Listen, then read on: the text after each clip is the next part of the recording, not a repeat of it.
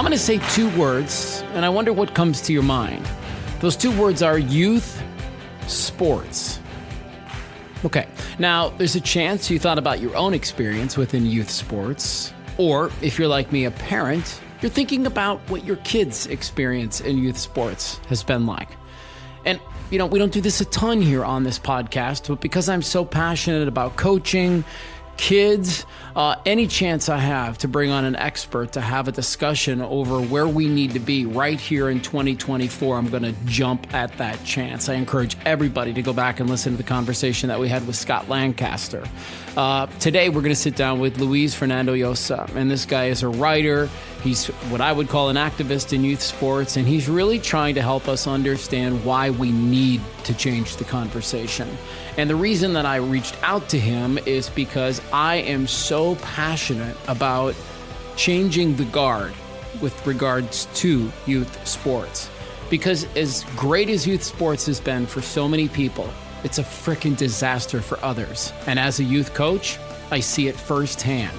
I can tell you that in my locker room currently, most of the kids are having a pretty good experience, but there's one or two that I think are struggling. And we're doing everything in our power to support them, help them, and make sure that they like it enough to come back next year. Because if you're a really good youth coach, that's your sole focus, is to just make sure they have enough fun and they learn enough skills so that they can come back next year and compete. That podcast is coming right up. First up, let me tell you about a couple of our resource partners. I'd like you to consider for just a moment that more than half of the people who are listening to the sound of my voice will have a heart attack, stroke, or heart failure in their lifetime. However, research shows us that up to 90% of heart disease and stroke is preventable. I think about my own father who died by heart attack at just 47 years old, and I wonder how much longer he'd be around if we'd just known about Health Span MD. Dr. Todd Hurst, a board-certified cardiologist, is not just my doctor. He's helped thousands of people just like you and me with his approach. HealthSpan MD is the way healthcare is supposed to be. An ongoing partnership between you and your expert healthcare team that guides you step by step on the best opportunities to achieve your health, weight, and longevity goals. Please take a minute and sign up for his 3-step consultation and witness the HealthSpan MD difference for yourself, so you can be here longer for your family and, most importantly, yourself. HealthSpanMD.com. HealthSpan MD, an insurance-based practice. Looking for no bullshit conversation about mental health? Find Learn from People Who Lived It wherever you get podcasts. Search it using all one word. Learn from People Who Lived It. Welcome to another episode of Learn from People Who Lived It. So you guys all know that I'm a youth coach, and every single day I see it. I see the way parents treat it. I see the way youth coaches treat it. And most importantly, I see the way that kids receive it. If you pay attention, you can see it in their faces. You can see it in their body language. Yes, sports are awesome. Yes, sports are indeed fun and a great way to teach some invaluable lessons. But there is also a downside to sports. Or maybe a better way to say that is there's opportunities for improvement. And that's why today's guest is going to be such a great conversation. Welcome to Learn from People Who Lived It. This is Luis Fernando Llosa in New York City. How are you, pal? I'm great. Thank you for having me. Really appreciate it, Matthew. Yeah, this is going to be fun. I've got this is the show on the road, man. The whole family came to Palm Springs for the Thanksgiving holiday. And so I'm on my on the road setup, if you will, today. Love it. I think I see either a badminton or a volleyball court way behind you. There's all kinds of stuff happening, man. This backyard is a circus waiting for all the kids to get home and have a ton of fun. Well, listen, how did you get started in this? I mean, I know you worked for Sports Illustrated for a while, so you've always been in and around sports. But at what point in your life do you decide to sort of take this little pivot and get a little bit more investigative and then get more of your energy focused on righting the ship, if you will? Wow. So it's a big question because it's literally, a life path for me. But I started at Fortune magazine and then at Money magazine early on in my journalism career, but I was looking for the story and for people in the stories. That's what I cared about. And so touting mutual funds or talking about how businesses can do better wasn't really my thing. And I realized pretty quickly, because I was at Time Incorporated, that the opportunities for long form, great writing were in sports. Sports Illustrated did it better than anybody else on the planet back then. They would send a guy who could embed himself with an athlete or with a team or in a situation in another country and hang out and then write a sort of larger piece about that athlete, their life, the psychology of how they became who they are, or about a trend or a situation. Like, for example, one that I didn't write but worked on early on when I was there as a researcher was Who's Coaching Your Kid? Right? Pertinent to what we're talking about. Sadly, it was about sexual abuse in sports, which has always been a problem to some degree, but it was a major story back then, which got picked up by Oprah. So the writers were on Oprah, and that was the kind of societal and impactful story that I got to work on. And then it just happened. I speak fluent Spanish. I'm Peruvian. A little kid named Danny Almonte was pitching in the Little League World Series and stunning everybody. He had a complete game, an almost perfect game, winning at Williamsport, still winning, beating teams that were phenomenal from Florida, from Japan. And he was from the South Bronx, a mostly all Latino team. And he was just a phenom. And he was pitching at a speed hadn't been seen. He was just confusing everybody. And I just so happens, as he was doing this, I had flown down to the Dominican Republic to look into possible age fraud amongst Pedro Martinez, Sammy Sosa, all the biggest names in the history of baseball from the Dominican Republic, who were then killing it in the league, in the bigs, right? And I was with somebody there who was helping me, who knew the system down there and how things worked and how birth certificates were created. And there were different copies in the main town, in the city of Santo Domingo, and in the town where you were born. And so as I was down there, my editor said, "Hey, I'm hearing from the Florida, it probably sour grapes, but we're hearing from the Florida team that this kid may be older than he says. And that's why he's so good." And I looked into it and I found another birth certificate for him that put him at 14, not 12. So when you're 12, 11, 10 in Little League and a 14-year-old is hurtling at you, it's a big difference. From 60 feet, it's almost insurmountable.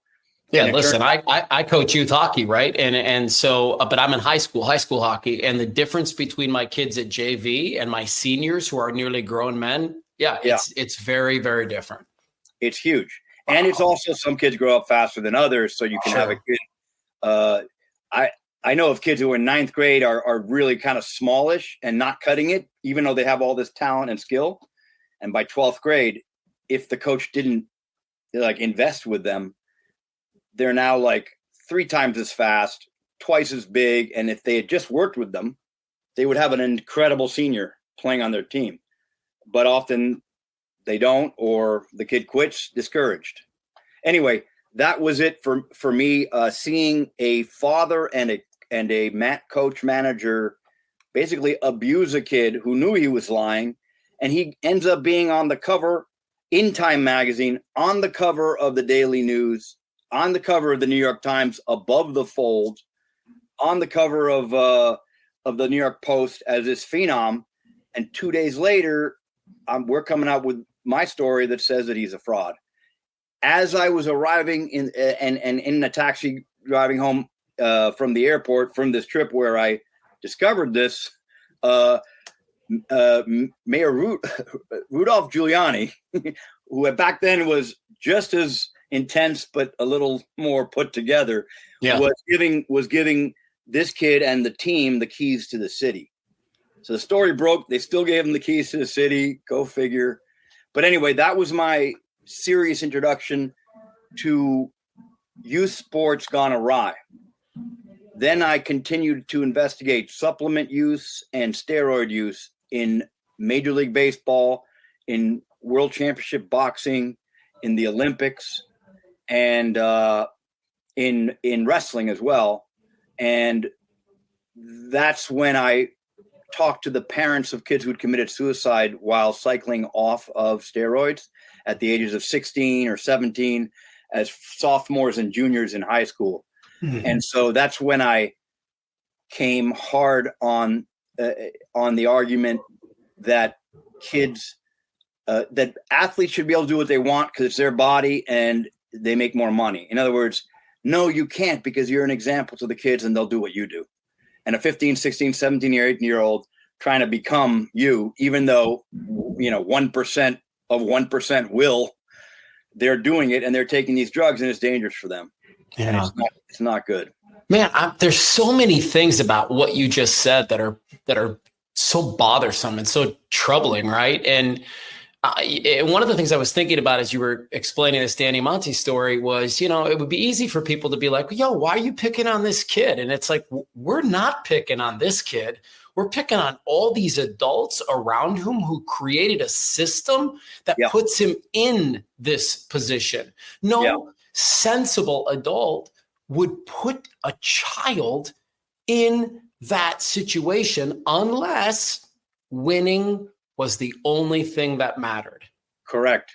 And in the DR, in some ways it is, because if this kid goes to the bigs, he can lift a family of 20 to 30 people up out of poverty.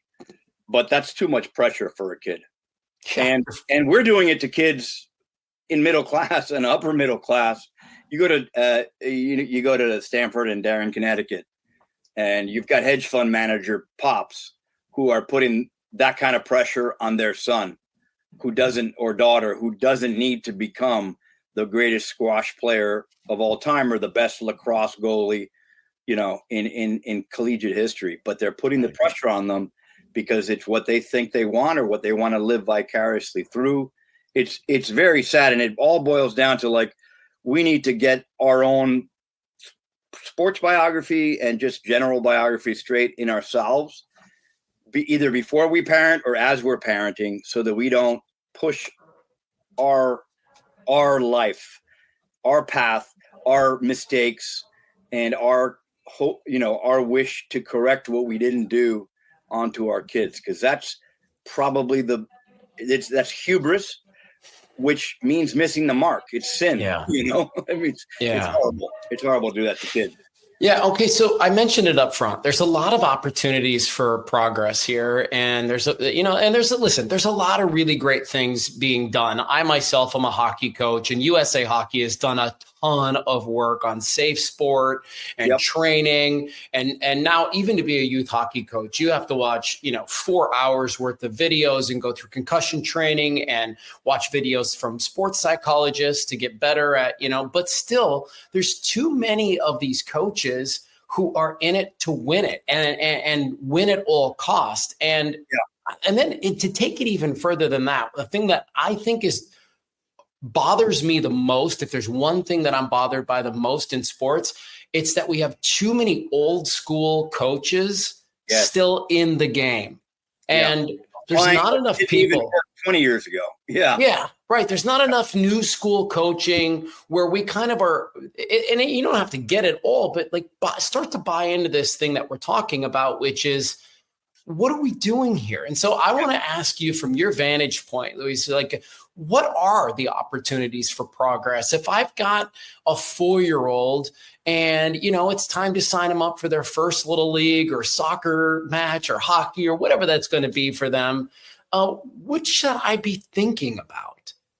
Wow, that's a big question. So in Beyond Winning, we go deep into when it's too early, what to do, how to choose the best coach, at what age appropriate sort of development in sport, and to be candid, 4 is even too young to consider organized sports. We have several in the chapters. We have this whole we break down sort of like the positive and the negative of organized sports.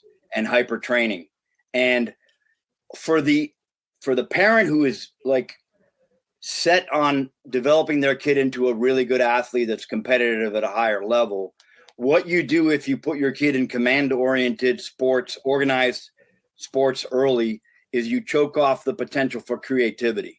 The kid will learn how to follow orders, do drills the way they're supposed to, trap the ball in this way, take this slap shot this way, make a pass at this moment, but they won't do what Wayne Gretzky does, which is have 360 vision and be able to handle anything at all times. So how did Wayne Gretzky, this is for the parent who's like set on their kid being wonderful.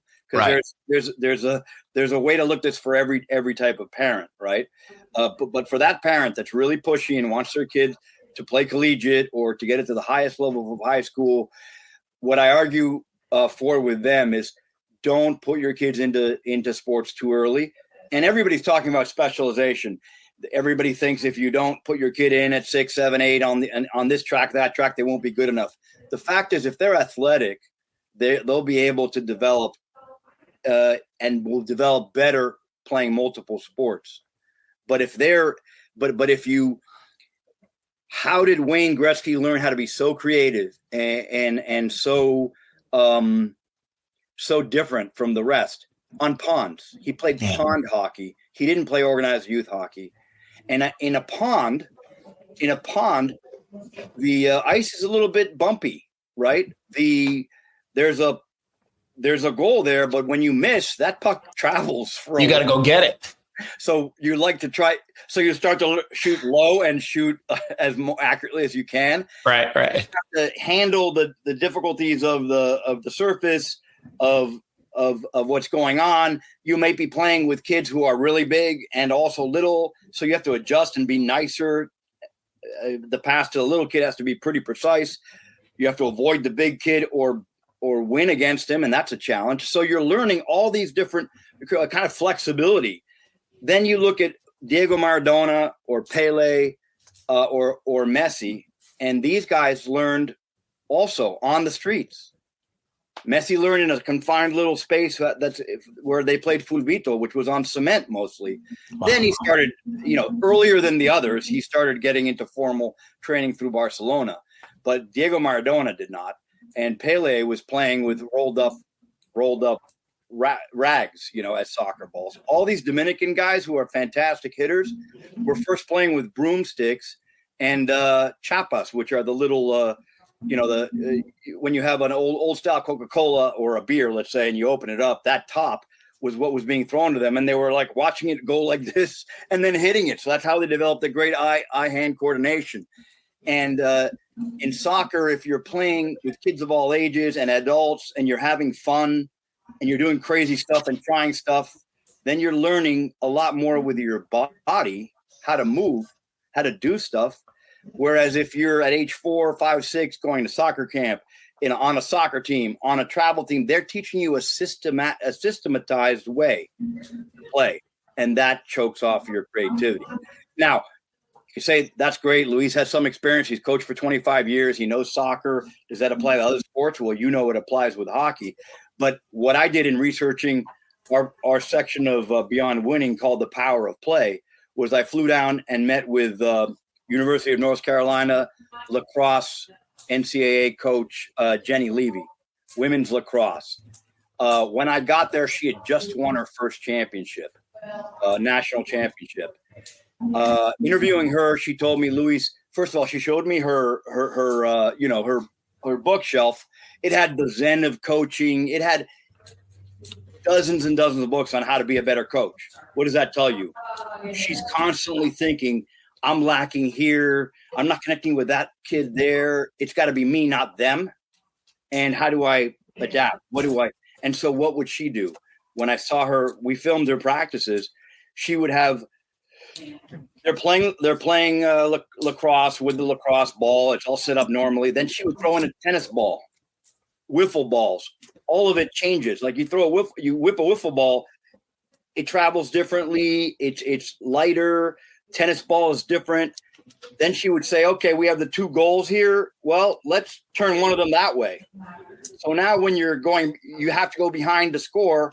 It changes lacrosse completely because yes, there's playing behind, like in hockey, right? Imagine if you did that with hockey, if you faced the goal the other way. Well, what it does is it makes the whole team have to change, shift, adapt in a moment. And what if you just you have the 2 goals here, now you put a goal in the middle. Now they have to defend that goal too, or they can score that way. And so it makes them skate differently, think differently, develop differently. So, but before you even get to that stage where you have a coach that's that creative and that smart and knows how to understand the minds and the bodies and the body movement of their players, you get to the most important thing that people talk about in psychology, child development, early childhood development, and then teenage development, which is free play. Free play. I'm not necessarily saying pick up basketball, although that is free play, but just goofing around and laser tag, climbing kickball, right? Ball, anything. And what happens in those scenarios when there are no adults present is magical. And it's magical on many levels. It's magical in terms of flexibility and adaptability, but also how to deal socially with other kids.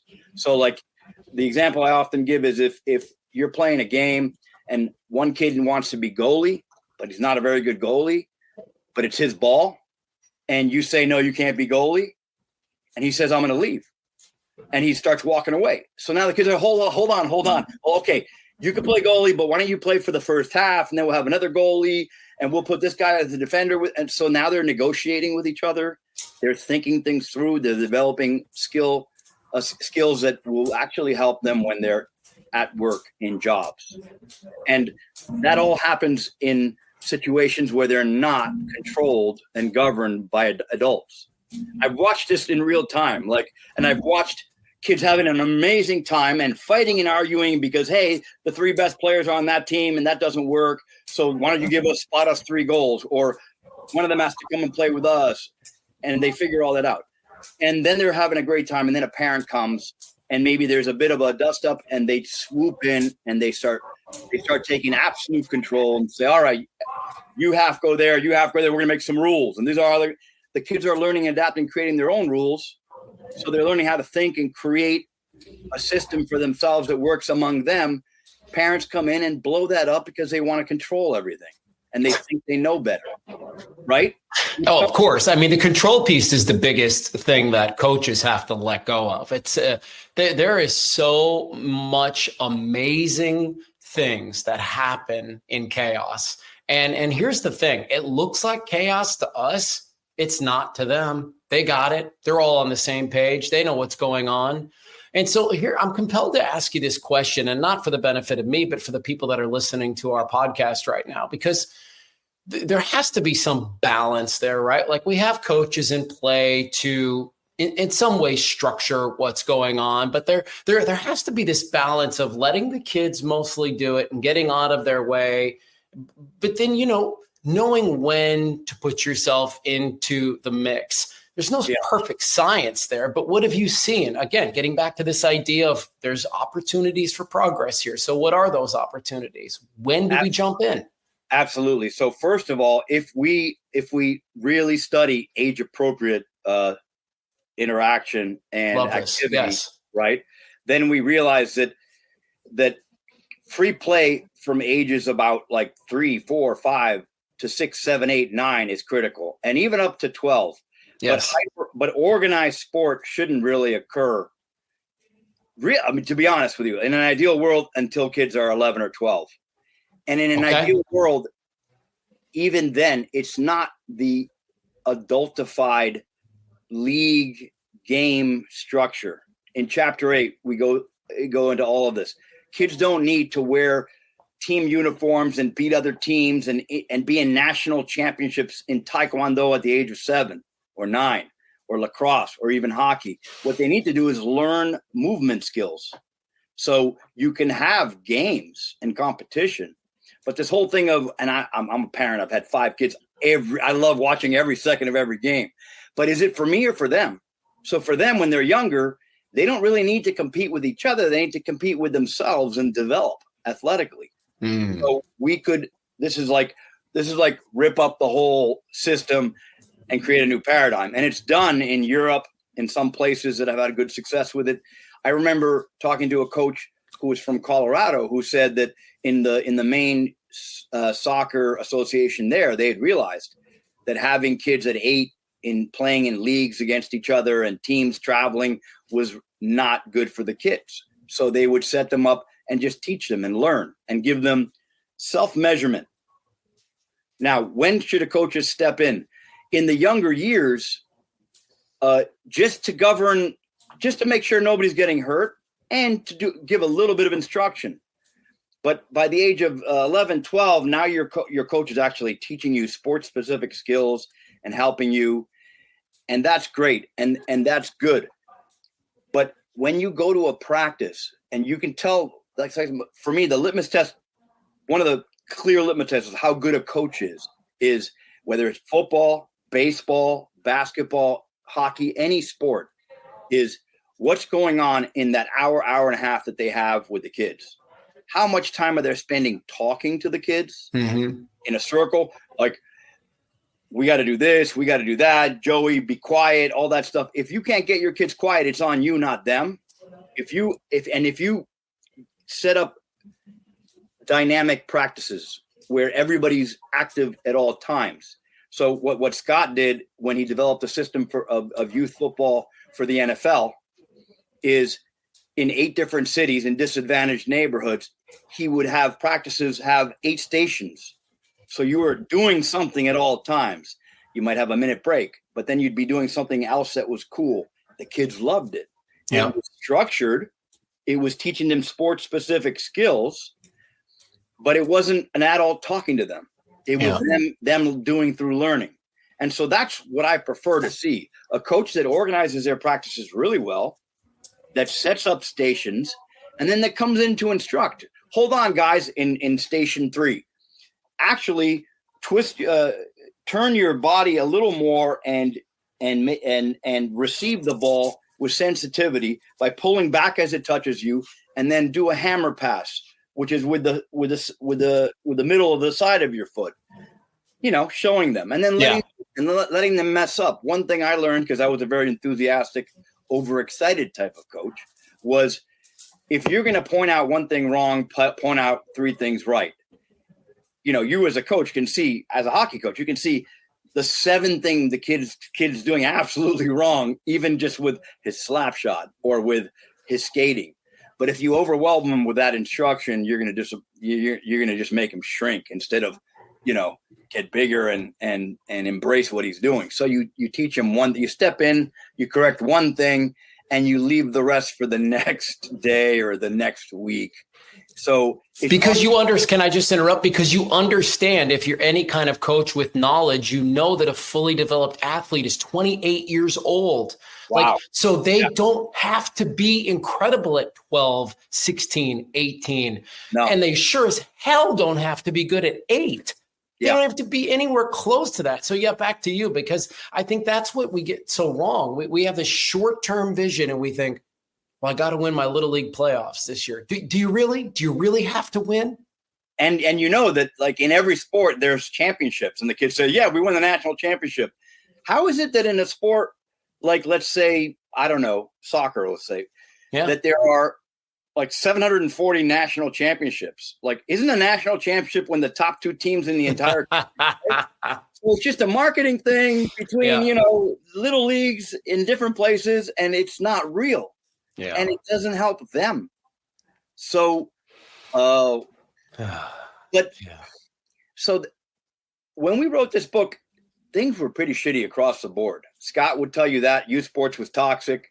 Kim would tell you that everything he'd seen in Australia and then here in the U.S. and in England was no good. Scott was an elite running athlete at Syracuse.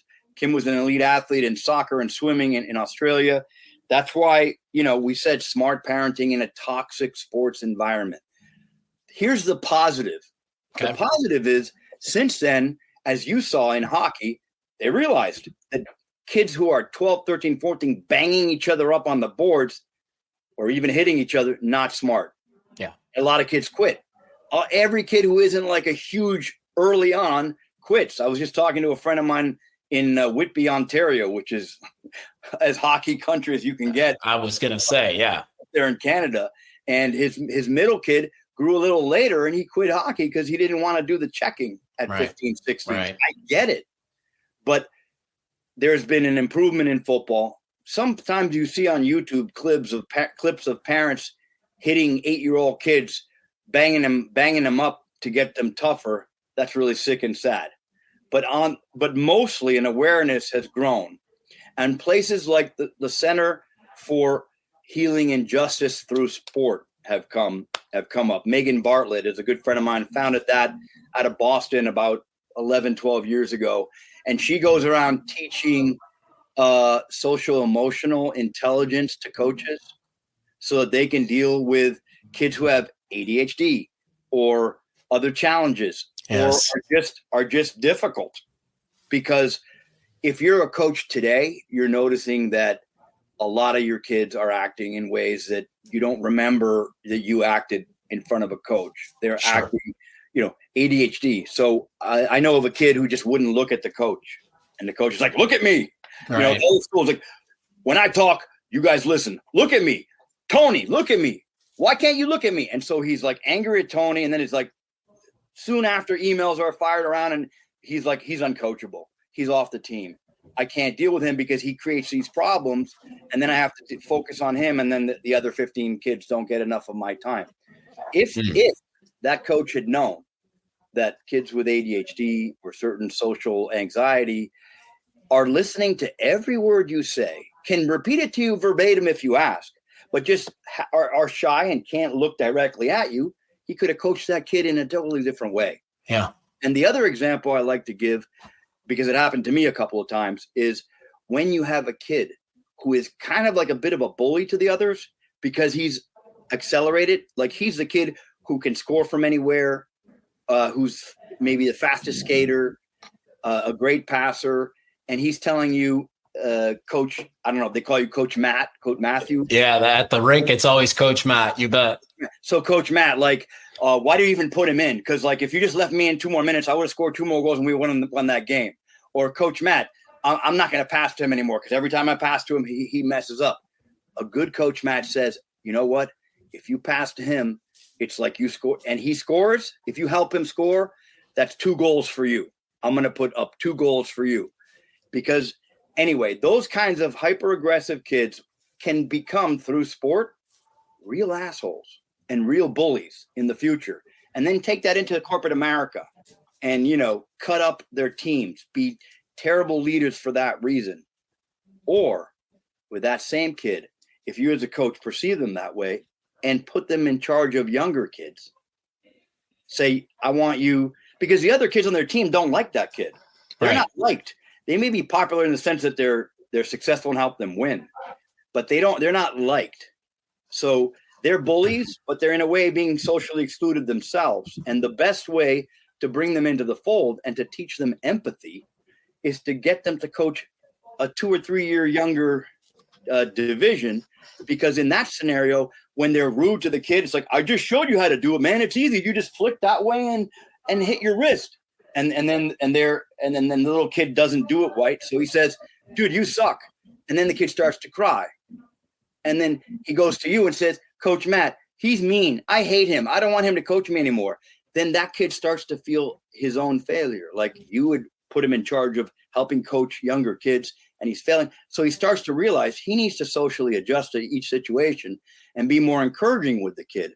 Wow, the lessons he's learning for the rest of his life on how to handle and teach and coach and mentor are humongous. But in most situations, a coach will simply just, counsel that kid off the team or feed his ego and his parents' ego and handle the fallout instead of a life teaching moment. But what you do if you do nothing there is you help create an entitlement monster. There it is, man. And the impact is vast. Because if we don't think that what the kids are learning in sports is impactful on a higher level with society in general, then we're not taking into account that I think the statistic from Ernst & Young's study is that I think something like 5% of the upper level CEO level corporate America is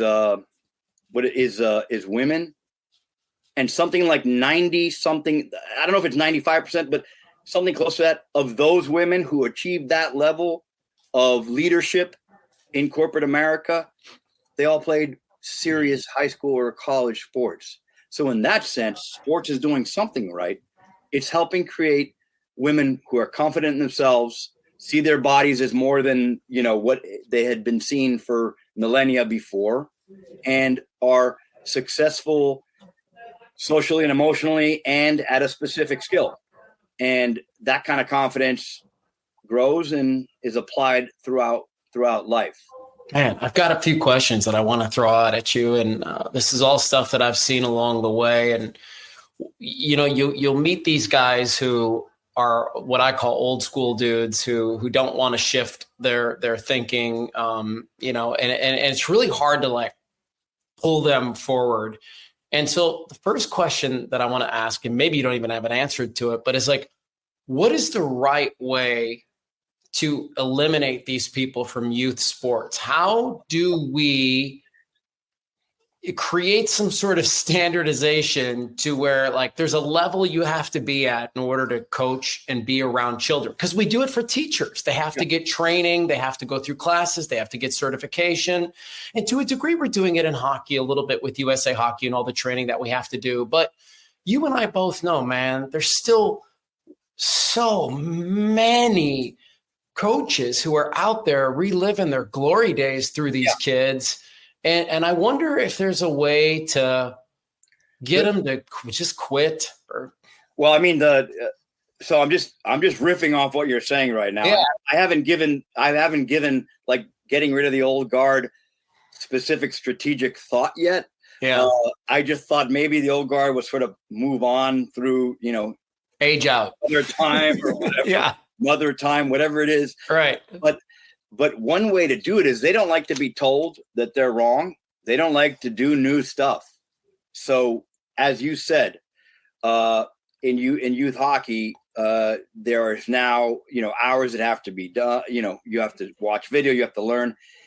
Teaching, telling them that they have to take empathy courses, social, social dynamic or bullying and teasing courses, how to handle kids in different ways that have ADHD. They're going to want to quit because they don't want to do that stuff. Wow, they good think point. they're right. So you can push some of them out just by saying now there are these 3 different courses you have to take in order to be qualified to work with kids. And when they say, whatever, you can say, well, we have sexual harassment problems. We have lawsuits. So this is real, dude. You have to take these courses if you want to continue to be allowed to coach, which, by the way, means that there has to be, like in USA Hockey, a structure imposed. The issue has been that there are no structures anywhere. There's associations, but their boards are made of the old school. I know. Anyway, so Scott tried to change some rules in punt returns and a few other aspects of football 15, 20 years ago with the National Youth Football Association level people, and they went crazy on him and they wouldn't do it. Now, of course, even the NFL is considering and applying new changes in how to tackle, when to tackle, and how punt returns are set up, and what's allowed and what isn't. So there's good stuff happening everywhere. This is a bit tangential, but I've learned about in Seattle a group of kids, teenagers, ultimate frisbee. It's all girls and they run themselves. There's no adult coaching.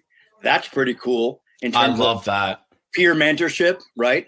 Yeah, because I've often thought about showing up at one of my hockey practices one morning and just saying to the guys, here's the pucks. You guys got practice today. Whatever you want to do, I totally support it. You tell me what I can do to help you, but you guys got the drills today. And then literally go sit on the bench and just facilitate where I need to. So you haven't tried it yet, right? No. I'm absolutely just kind of started to entertain the idea in the last few weeks. I love that. I mean, I would say go for it. Wow. Creating, as you've already thought of, I'm sure, enough of a safety issue that guys, you guys are going to rotate as coaches, as You're going to set up your own drills. You can do some stuff creative and a few of the things that we always do. But also, guys, if there's a problem that you guys can't sort out, I'm going to come out. Otherwise, I'm just going to watch. And I'm not watching and judging you. I'm not taking notes to see who's going to play more time in the next game because they've done this in a more dynamic way. I'm just here to generally just keep an eye on stuff. But I'm excited to see what you guys can do. So it's not a competition. They don't think that they're judging you, but that would be awesome. And that would be, I'll let you know how it goes. That would be a podcast right there to just say, here's what happened. Right. But, the old school coach's mind, by the way, just exploded because how can I show up to practice without my 4 stations and my 5 regroup drills and all of that shit, right? Well, it's self-importance, right? Yes, of course. Ego-driven coaches think that they're the key, and we're just supposed to be facilitating and teaching, but teaching, in a involved, detached compendium. Not, in there always orchestrating. So getting out of the way of our athletes, creating more peer mentoring structures, having kids start organized sports a little later, but creating fun, dynamic ways that they can coach each other and learn movement stuff in the earlier stages. All these sort of suggestions have been done to a certain degree in some places, but they could really help. And the other thing is not having the sort of adult-oriented structure early on. We mentioned that a little earlier, right? Because points and teams and jerseys is all about selling jerseys and selling hotel rooms and all that stuff, when you can learn it all right here in your own town. And also every hour you're spending in a car is an hour that you're not connecting really with your kids. Yeah, that's the truth, man. The other thing we say in the book a lot is you are your child's first coach, right? And that's critical. And a kid at 4, a kid at 6 or 7 or 8 would rather play football with his mom, because maybe she's a single mom, or maybe the dad's out of the picture or can't, would rather throw a football with their mom who has a wobbly throw and who hasn't learned how to throw well, but is starting to because she wants to play with you and have fun out there and connect with his or her parent, than be playing with and for other people. So the key thing is hold them tight and close and connect with them. And there are a bunch of things that are coming through my mind about this that we address in the book as well, which have to do with, women sometimes thinking, well, I didn't play that sport, so I don't know anything about it. That could be the ideal coach for those kids. Right. And we do actually feature Ixmara in chapter 8, a coach who she coached football, Pee-wee football, having never coached before. And how did she do it? And this goes to your old school situation. She bought 6 books on like football for dummies, how to coach young kids, all these, and she read them all. Wow. Open-minded. That's nice, because all the old school guys are not open-minded. So you say, well, how could she teach fundamentals? She doesn't know stuff. That's her assistant coach. So she's got the team. She's understanding the social impact. She's helping kids feel better, and she's also motivating them and teaching them and helping them peer mentor each other, knowing when to move in and help when the kid is hurt, or when to back off and let them resolve things on their own. And if she doesn't have sports specific understanding, then her assistant coach can help. But that female coach can do a greater job than. And she was in her league. The kids loved her. Kids wanted to play in it. They all signed up the next year. Whereas some of the rough and tumble, meaner old school guys, had trouble keeping kids on their team. So, and of course, that's kind of even old school thinking that I just laid out for you, because so many women have now spent their own youth in sports that they don't have to worry about reading basketball for dummies, because they actually learned how to play it and are great coaches themselves. Right. But the problem has been the paradigm of mom's in charge of snacks and who gets rides to the youth sports event, and dad is going to fill in as the coach. So one woman who I recently met set up with football. I'm trying to remember her association now. It's in California, in near Oakland and San Francisco in the Bay Area. It's an organization for women coaches of youth football. Okay. Because her husband died, and she has 2 daughters, and they wanted to coach and they wanted to learn. And so flag football all over the place. So all this stuff is happening here and there, but it could be happening everywhere, and that would be wonderful. Yeah. What do you say to the guys who, and the girls too, who are like, well, hold on a second. Like, what about these people who are going to become, the elite athletes in their sport? At what point do we get very direct with them and make sure they understand systems and make sure we're elevating their skills to the max? And so I think I know the answer with regard to hockey, but I'd love to know what you and your research has kind of figured out. What is that age where it's okay to start pushing them a lot harder and correcting a little bit more than you would when they're younger? Absolutely. So one of the things to fall back on is the human body. Yes. Right? We're pushing girls ages like 9 to 11, 12 into intense training in basketball and soccer, and their knees are blowing out at alarming rates. We're pushing boys too early in, only hockey or only basketball or only soccer. And it's the same movement and the same training for the same movements, and it's putting too much stress. Or with baseball, and they're blowing out their elbows and their knees as well. And I'm talking about reconstruction surgery, like stuff that is with them for the rest of their lives. So to my mind, and what we write about in the book as well, having consulted, orthopedic folk and Scott's a nationally well-known trainer.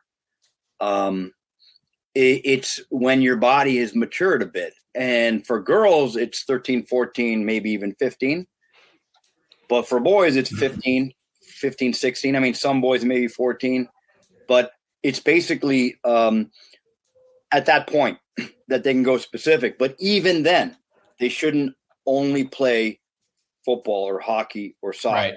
Right. And we have an organization called the Whole Child Sports. Yes, talk about it. Sports. It's wholechildsports.com. If you go on that site, in our toolkit, you'll see like the 10 tenets of a whole youth sport experience, and you'll see the 4 stages of play. And there we lay out when it's best to do the different things. But one of the key tenets is never play a sport all year round. Play 3 seasons and then rest for the 4th. And by rest, it means find other activities that don't mimic the same movement. So if you're playing basketball where you're sliding like this and you're running a lot on a hard surface, and if you're playing soccer, which is also moving around and putting stress on your knees in a similar way, backpedaling and all that stuff, then it's mountain biking, or it's hiking, or it's something else, swimming, kayaking for the 4th season, giving your body a break. But even for the elites at 15, 16, 17, 18, it's also in how you pace them through a simple day, weekend, or week. So when you go to some of these tournaments, you've got kids, I'll just pick soccer. I'll just pick soccer because I know it, that they have a game at 11 a.m. and one at 3. And it's elite level. Like it's, showcase like we're college coaches. But kids should only play one of those games a day. They need time to recover. And they certainly shouldn't play 2. And so I know of a kid who played on my son's team, which was a pretty competitive team. This kid loved soccer, and he was playing on our travel team, which was intense, 4 practices a week, tournaments, college showcases. Unbeknownst to me, he was also playing on another team. So on the weekends when we weren't at major tournaments, he was flying with this other team all over the country playing for them. And he was playing pickup on the off hours and on weekends. And in a way, that's great. He's honing his sport. He's getting better and better. He's competing more and more. But guess what happened to him in his senior year? Just as he was going into where he could actually show coaches what he was made of, and he was getting looks. He was a center defender, and we need those always. He blew everything out in his hip. And I was gonna suggest maybe he burned out, but his body burned out. It wasn't even like he had a chance to mentally burn out. His body said, "Tapping out, friend." And now, in a worst case scenario, I'm not saying it's his case, right? But if that happens to him, he can start taking painkillers, and then cycle into a whole nother world of social pain and mental pain. So there are repercussions for all of this. There is a story in Beyond Winning that we have where we have a little kid who's playing lacrosse. He's either 9 or 10, and he's in the doctor's office, orthopedic surgeon's office. I mean, I interviewed the orthopedic surgeon. He was a source for this. And the kid and the mom and dad are there, and the kid is saying he has this incredible pain in his knee. And then the dad goes off to make a phone call, and the mom gets on her knees and begs the orthopedic surgeon, who is saying, "I can't find anything wrong with this kid's knee. There's nothing wrong. Basically, he's faking this." The mom begs the orthopedic surgeon to say that he has to not play lacrosse, not go to the camp on March break for at least 2 or 3 months in order to recover.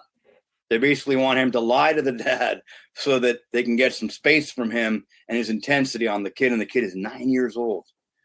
He wants to quit everything. And this is what we're dealing with on one end. But there are all these horror stories. And back when we were writing this book, it was horror after horror after horror. Sorry, my throat's good. Yeah. Go ahead and take a drink, man. Don't worry. But the fact is, things are getting better. More people are aware. Yes. But the really intense, crazy parents are still out there. And we can't necessarily go straight at them to stop them from doing this, because they often feel like they're right. I had a mom who said she loved the idea of our book and about taking it slow and not too fast too soon.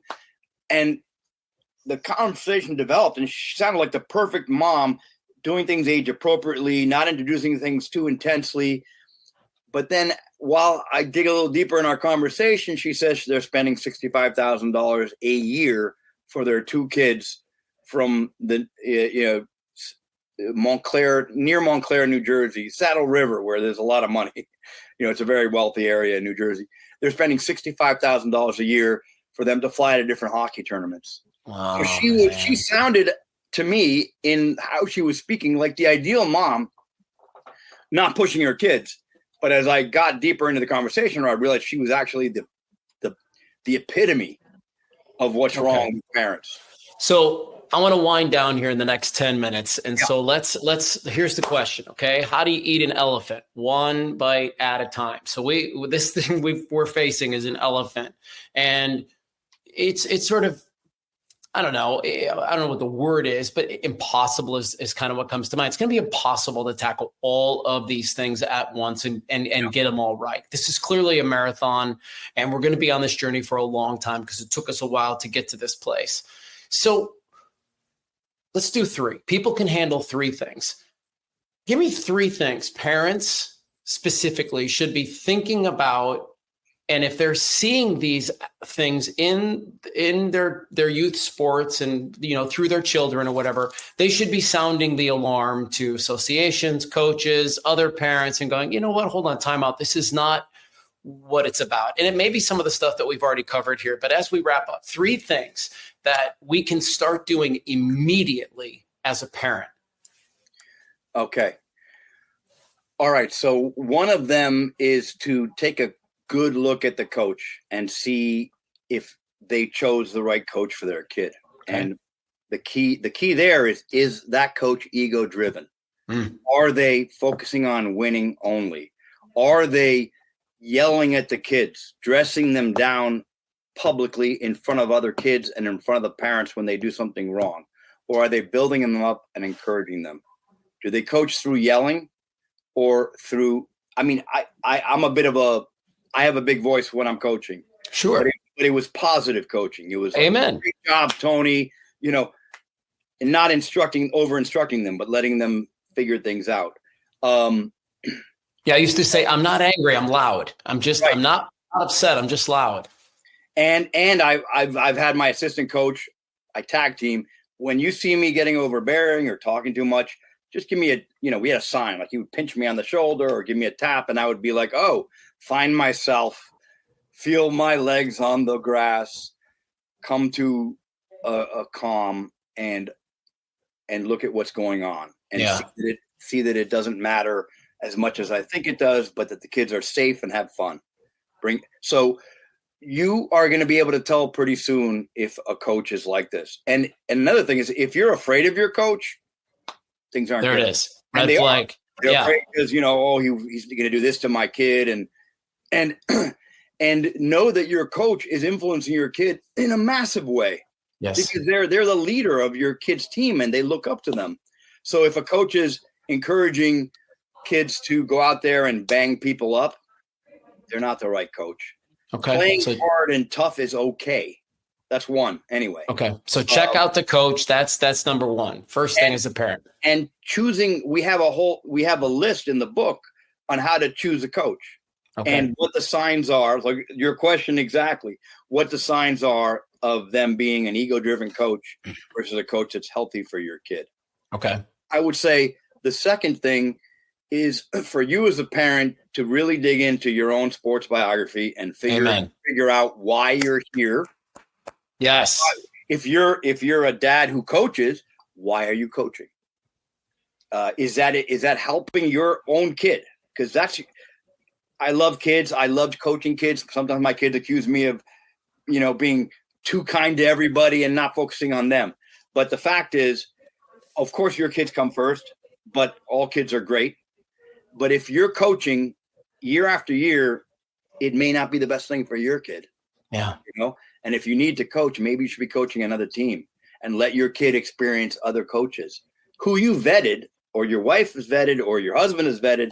You look, but it may not be the best thing for them. Sure. But the whole sports biography is important. And I've had people say, well, I don't have a sports biography. And you're wondering, what does he mean? What does Luis mean here? Basically, they never played sports. That's a sports biography. That's a very specific one. And it can be a very problematic one, because what does some of these parents tell me? I just find a coach who I think is good and I let them deal with it because I don't know anything about sports. So, wow. Do you want to give your kids psychological, social, physical, intellectual development just over for free to a coach? Just hand them over? No, you want to make sure things are okay, that the coach isn't the wrong kind of coach, that your kid isn't deciding to quit because the coach is putting them down. You can't claim that you don't know about sports, so you're just going to give your kids over. And so that's a non-sports biography is a very important, specific type of sports biography. Yeah. The ones that we know of, obviously, the most are the ones who are trying to live vicariously through their kids. So they were a tennis star, so their eldest daughter is becoming one. And the mother maybe was a soccer star, so the younger kid is becoming the soccer star. Dad and sister go to the swim meet together every weekend, and mom and little guy go to their thing, and now you have a separation of the family, the unit, and that's not good. We write about examples like this throughout the book, anecdotes about how families cope with or damage. Tag team in the weekend, man. Yeah, and so that's number two. A third would be, what's the social climate on that team among the parents and the coach, and among the kids? And you as a parent have a lot of influence there, because if, let's say, let's just pick a group of a basketball team and a group of 13-year-old girls, and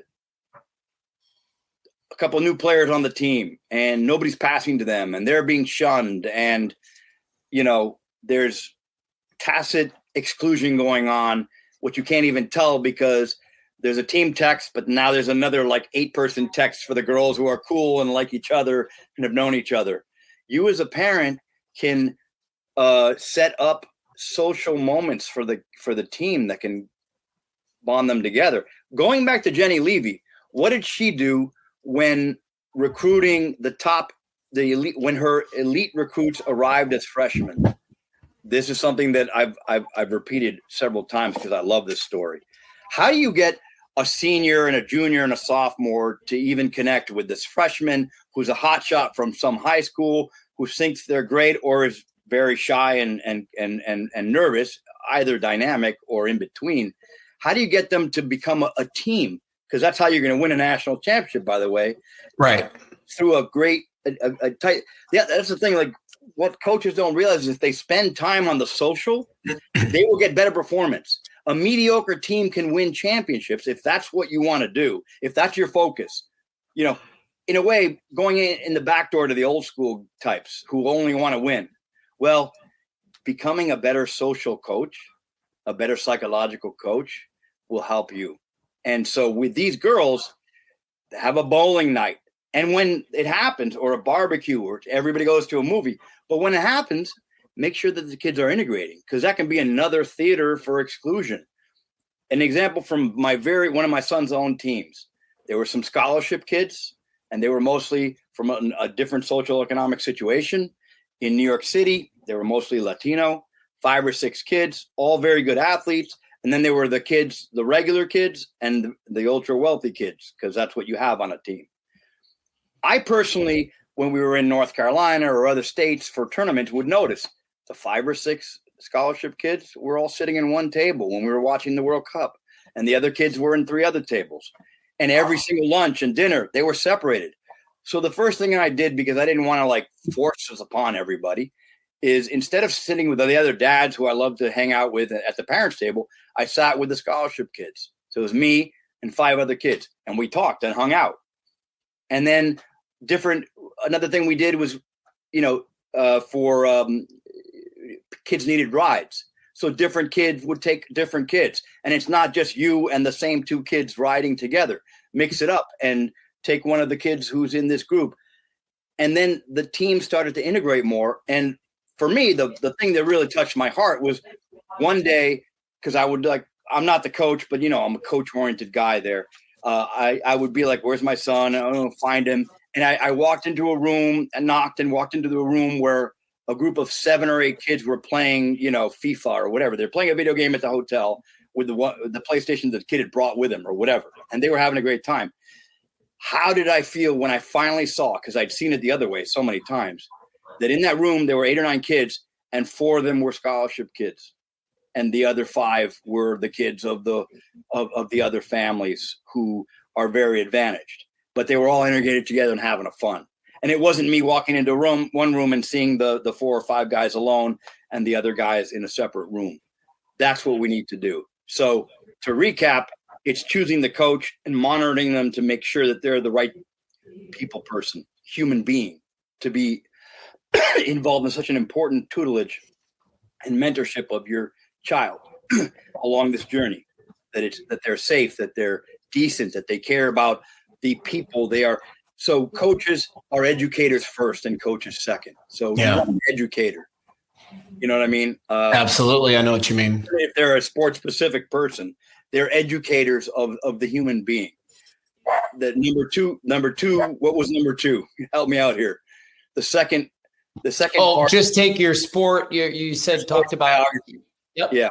Understanding who you are and being careful to observe yourself and see how that's seeping its way into the decisions you're making for your kid or how you're treating them, because that can be either a great positive or a real negative if you're forcing them to do something that they don't want to do, or you're living vicariously through them. And the third thing is you can have a great impact on your child's experience and all the kids on that team if you're helping build the social sphere of that team, and not just worrying and focusing on your kid and are they the leading scorer and are they getting playing time? Wow. Imagine if all parents stopped thinking about scoring and playing time and started thinking about, hey, is this team socially vibrant and good together? And are they friendly and helping each other out? That would change things. It would change things dramatically. I can't tell you how much I love this conversation. And I just, what I feel compelled to say is, if you've been listening to us for the last hour and you've been going, oh man, like I do some of those things that you guys are talking about not being awesome. Hey, I used to too, right? When I got into youth sports, I made mistakes and I did some things that I had to come around on too. And I can only tell you how much better it is on the side that I'm at now, which is this 30,000 foot view of the way that things are going, and understanding that, I mean, you see these commercials every single NCAA tournament, right? I don't know what the stat is, but they talk about how little amount of the people actually keep playing sports after college. Most of us go on to get other kinds of jobs. And so just understanding that you can take small steps and just start to implement this stuff in. And, don't be afraid to challenge these guys and gals who see it the old way, but not in this way of like puffing your chest and say, do it my way. It's like, hey, I know what you want, but this isn't the way to get there. And I'll give you a classic example. And this is a hockey example that a lot of guys will know about, but when a team's not having a good practice, the old school coach, Herb Brooks, right, from the Miracle, get on the line and do what they called Herbies, right? Blue line back, red line back, blue line back, goal line back. You're dead after one of those, right? Let alone have to do 2 or 3 of them. And the guys will all say, yeah, well, after that, they shaped up and they started listening to us. Yeah. You know what else they did? They started hating you. They started not wanting to do what you asked them to do, and literally kind of starting to break down in the locker room, and almost, you know what I mean? And it's so, just start to buy into this stuff, just little moments at a time, and incrementally you'll look back in 3, 5, 7, 9 years and you'll be like, wow, things are better. And the other thing is, when you can let go of this idea that you have to win every single game and every single year, it's a lot less pressure as a coach. Yep. And it's a little easier to do this thing when you're like, then a parent comes to you and they're like, hey, because I still get it all the time. We have a couple of teams right now that are not having a very good season, right? They're losing a lot of games. And it's like, guys, this is the JV team. They're 14 years old. They're figuring things out. And if, they get to D2 and they're not doing much better, then we'll start to talk. But then we get to D1. Don't worry about it. There's a lot in front of us. Yeah, no, that's critical. Like for parents to be given the bigger view and coaches to see the bigger picture. And again, we're developing kids because, as you said, the percentage that actually get even to play D3, D1 sports in NCAA is tiny. As compared to all the kids who were going to the camps and showcases and ID camps, all that stuff that they were doing. And all those kids, you want them to continue to play sports and enjoy them. And then there's all the kids who weren't even necessarily that good at the sport, who got canceled out of sports activity because the town was putting all its resources into the club that was going into travel and had no rec stuff going on. And then there's a kid with disadvantages. One thing that I did with my travel team that got the best results for me ever, I think, was I had heard that there was a team there was a coaching going on a Saturday morning when we didn't have any games for kids who were seriously disadvantaged, like emotionally, physically, whatever. Right. And so I asked if I was asked, hey, can a couple of your kids come and help out? I said, can my whole team go as a team? And they said, yeah, sure. So and it wasn't just go there once. We went for 6 Saturdays in a row. Mm-hmm. It was mandatory, right? And our kids learned to work with kids who can't even pay attention for half a second, or who are walking across the wrong way, or are like picking flowers instead of defending the goal. And that was a way that, again, like that example of the kid who learns empathy when they're too good and they don't like playing with kids who aren't good enough. So you make them coach younger kids and they have to learn empathy. And that's a great lesson for them emotionally. And, in terms of peer mentoring, the same thing happened with my kids. They really learned from those experiences. And it had never been done before. at the end of the season, they got an award for being like the most conscientious team. I thought that was a win, like huge win. That was it. They were standing on a stage with all the parents of a 4,000 kid league, clapping and getting their little trophies for having done something that we didn't expect that to be the end result, but that's what the commissioner decided to do with us. But that was like, wow. But the learning was on those Saturdays when kids were kind of doing something that they weren't used to doing. It was a little uncomfortable. And then they realized, wow, I love these kids that I'm coaching and that I'm teaching. And it's fun and it's hard and it's interesting and it's challenging. And they learned a great deal from it. Yeah, you've hit it on the head of the nail. Man. All right, listen, we'll link to all your books, man. I'll encourage everybody to check out the websites. All those links will be in our show notes for anybody that wants to check it out. And Luis, I can't thank you enough for coming on and having this conversation with me. I can't thank you enough for putting all of this out into the world, because we need guidance, all of us. And like you were saying earlier that we all make mistakes. I was red carded as a coach twice. Sure.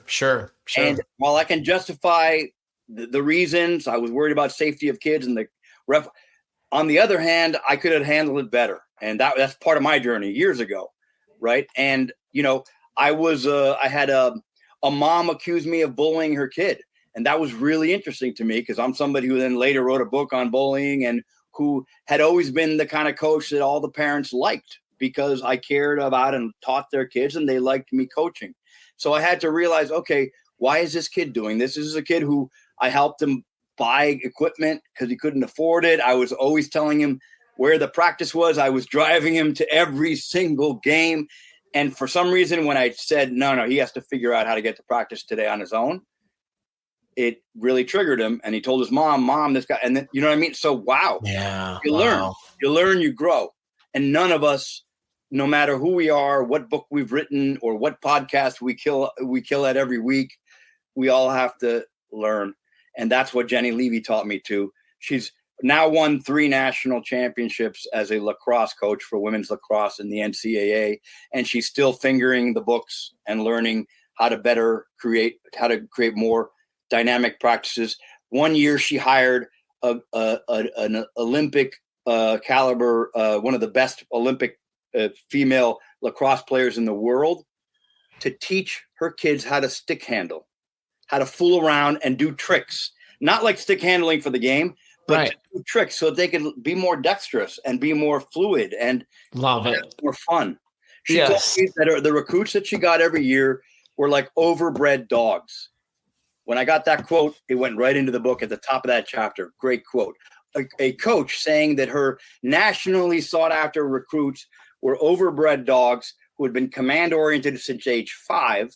Yes. And didn't know how to have fun because she said to them, "Hey girls, remember you're thinking of doing this with your team, letting them run their own practice and see what they do." She said to the girls, "Guys, show me some stuff, have some fun, do whatever you want." And they froze.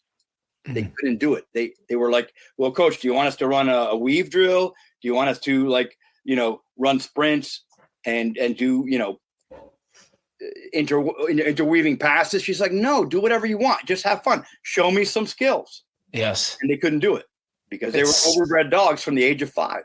Yeah, that's so funny, man. We're literally having that parallel right now. My hockey team, I've got one coach who's kind of like, we got to do it this way. And then I'm saying, we don't have to do it anyway. The only thing that matters is that they buy in to whatever they choose. Right. They just have to buy into it. Yeah.